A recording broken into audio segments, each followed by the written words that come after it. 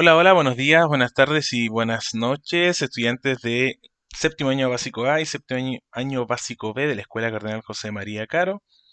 Me presento, soy Eduardo Alfaro, soy profesor del taller Sello Científico Sustentable y seguiremos, ¿cierto?, como última clase de este primer trimestre viendo el temas de la adolescencia, sexualidad, cierto, pubertad, específicamente retomando lo que nosotros comentamos en la clase anterior en relación a los métodos anticonceptivos, ¿ya? Recordar que los métodos anticonceptivos son aquellos artefactos, ¿cierto?, que son capaces de evitar un posible embarazo, ¿ya? De evitar un embarazo, especialmente en esta etapa de la vida donde ustedes eh, adquieren la capacidad reproductiva sin haber adquirido la capacidad eh, en términos de tomar sus propias decisiones, una madurez con respecto a la vida. Por lo tanto, un embarazo adolescente, ¿cierto? Siempre es riesgoso por las responsabilidades que eso conlleva. De acuerdo a lo que nosotros comentamos en la clase anterior, existen distintos tipos de métodos anticonceptivos, como los preservativos o condones, las píldoras anticonceptivas, que son pastillas que la mujer consume diariamente, anillos hormonales, inyecciones, implantes, cirugías que también comentábamos, como es la ligadura de trompas o la ligadura de oviductos en el caso de la mujer. En el caso de varón, la vasectomía, que es un corte a nivel de conducto deferente, dispositivos intrauterinos, etcétera. Fueron temas que se presentaron en el video anterior. Reconociendo también de que estos métodos anticonceptivos tienen distinto porcentaje de eficacia. Ya hay métodos anticonceptivos que son más eficaces que otros. Ya ninguno llega al 100% porque siempre puede haber una falla en la utilización del método. Pero generalmente si uno lo ocupa de manera correcta, debería no tener mucho problema a la hora de evitar un embarazo. ¿Ya? En este caso, esta imagen que también se presentó en la clase anterior reconocía a, a algunos métodos anticonceptivos que están sobre el 90% de efectividad, a diferencia de otros que están por debajo, como es el caso del preservativo. ¿Ya?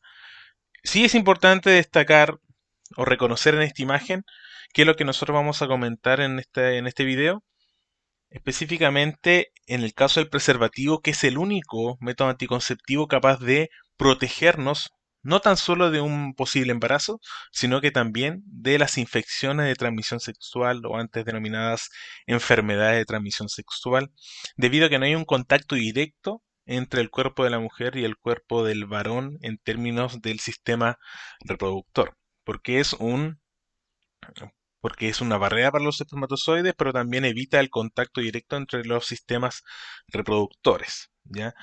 Por lo tanto, este método anticonceptivo es el único, el preservativo o el condón femenino o masculino es el único capaz de evitar una infección de transmisión sexual o una enfermedad de transmisión sexual. Y el objetivo de la clase de hoy será describir una de las enfermedades de transmisión sexual más conocidas, ¿cierto? Y al menos que hasta el día de hoy no tiene una cura eficaz, que es el SIDA, eh, provocado por el virus de inmunodeficiencia humana, el VIH. Veremos de qué se trata un poco esta enfermedad, este síndrome, y, y sus principales síntomas, y también de qué maneras nos podemos proteger de esta enfermedad. ¿De qué manera funciona este virus? ¿Ya? El VIH es un virus, ya es un virus que se denomina el virus de inmunodeficiencia humana, por eso su nombre, su sigla, que afecta específicamente, ¿y por qué es tan dañino? Afecta de manera específica a una célula que se denomina las células CD4. Estas células están o forman parte del sistema defensivo del cuerpo, del sistema inmune, ¿ya? Por lo tanto, lo que hace el VIH es atacar a nuestras defensas. ¿Ya? A las células que están a cargo de nuestras defensas. No del 100%, pero están a cargo de una parte importante de las defensas que controlan la dirección por donde va el ataque a cualquier infección. Y el VIH simplemente ataca a esas células que dejándonos o a la persona que está contagiada sin las defensas necesarias para atacar a cualquier enfermedad. Por lo tanto, una persona que tiene el VIH activo, ¿cierto? Y que ya se transforma en SIDA, tiene tiene muy pocas probabilidades de poder defenderse frente a cualquier tipo de enfermedad, ¿ya? Así que por eso la gravedad de este virus, ¿ya? Es importante destacar que lo que se contagia entre personas es el VIH, porque el SIDA es el síndrome que aparece luego de la infección, incluso luego de años desde la infección por el VIH. Incluso hay personas que tienen VIH positivo, pero no necesariamente tienen SIDA, ¿ya? Porque a lo mejor lo han controlado o es un contagio muy reciente. Por lo tanto, para recapitular un poquito esto, es importante destacar esa parte, de que el VIH es el virus y el SIDA es ya la enfermedad desarrollada provocada por este virus. Por lo tanto, las personas se contagian del virus, que en este caso es el VIH, no de SIDA. Una persona no contagia de SIDA a otra, contagia del VIH, que puede transformarse en un futuro síndrome, que en este caso es el SIDA. ¿En qué momento? Luego de la infección del VIH, tiene que pasar años para que, bueno, esto es un poco, puede cambiar un poco dependiendo del cuerpo o el organismo que está infectado. Debe pasar años, ¿cierto? Por donde, desde la infección hasta generarse el SIDA. Si se dan cuenta en esta imagen, la evolución del VIH y el SIDA va a depender de los glóbulos blancos o de estas células CD4 que son atacadas. En este caso, de color algo celeste, blanquecino, son las células CD4, estos glóbulos blancos que nos defienden, y las de color rojo representan al virus. Si se dan cuenta, a medida que pasa el tiempo, estas células de color blanco o celeste cada vez son menos, ¿cierto? El número disminuye a medida que pasa el tiempo, siendo cambiadas, ¿cierto? Por el VIH. Y ya cuando pasan cierta cantidad de años y el conteo de estos glóbulos blancos disminuye en demasía, se dice que ya la persona tiene SIDA. Si se dan cuenta, al inicio de la infección, el VIH o los virus son menores que ya cuando una persona tiene el SIDA, donde tiene una gran cantidad de virus en sangre, por consiguiente, una menor cantidad de glóbulos blancos, ya una menor cantidad de glóbulos blancos. Por lo tanto, esa persona que tiene SIDA, sin duda alguna, tiene muchas menos defensas para atacar a cualquier microorganismo que lo pueda estar afectando. Acá podemos ver otra imagen que se relaciona con lo mismo, con las proporciones entre el VIH que están de color rojo y los glóbulos blancos. Si se dan cuenta, luego de 2 años sin medicamentos para tratar el VIH, empieza a aparecer el virus y a medida que pasan los años, ya el virus sobrepasa a la cantidad de glóbulos blancos que nos puede defender, generando ya el síndrome de inmunodeficiencia adquirida, el SIDA. ¿Ya? Es un síndrome porque presenta en el común de las personas una serie de síntomas, ¿ya? Una serie de síntomas. Y esos síntomas son comunes para todas las personas que tienen el SIDA, ¿ya? Por eso generalmente se menciona como un síndrome, ¿ya?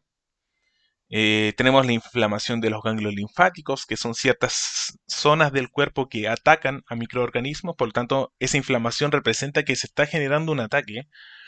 Aumento de la fiebre constante, sarpullidos, dolores musculares, sudores nocturnos, úlceras en la boca o que son una especie de heridas a nivel de la zona bucal, fatiga, realmente la persona se siente cansada, escalofríos y dolores musculares, ¿ya? Estos son síntomas generales de una persona que ya presenta el SIDA.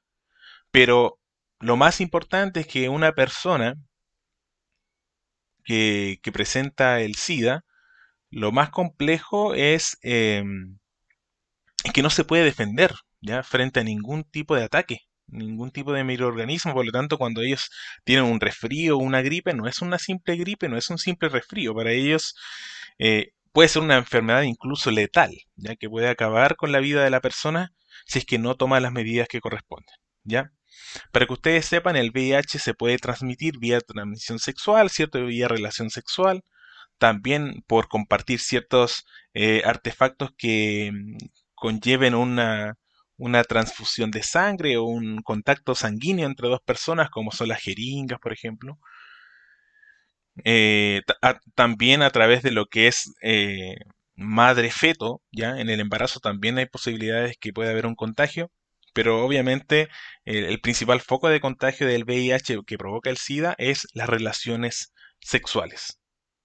Por lo mismo, es importante, que fue lo que nosotros comentábamos el año, o sea, en la clase anterior, que durante una relación sexual la persona no solamente piensa en que puede dejar embarazada a la mujer, ¿cierto? O que puede ser padre el varón, sino que también que puede contagiarse de una enfermedad de transmisión sexual o una infección de transmisión sexual.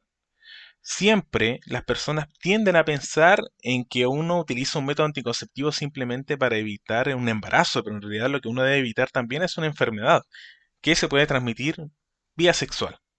Y el único método anticonceptivo capaz de protegernos, ¿cierto?, frente a una enfermedad de transmisión sexual es el condón o el preservativo. Es el único.